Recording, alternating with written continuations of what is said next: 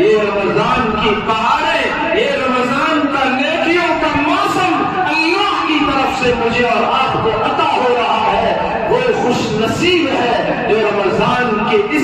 اس عظمتوں اور برکتوں والے مہینے کی قدر کو پہچان کر اس میں صحیح عبادت کرتا ہے۔ لیکن افسوس یہ ہے ہم نے رمضان کو تو کھانے پینے کا مہینہ سمجھ لیا ہے، ہم نے رمضان المبارک کو نئے کپڑے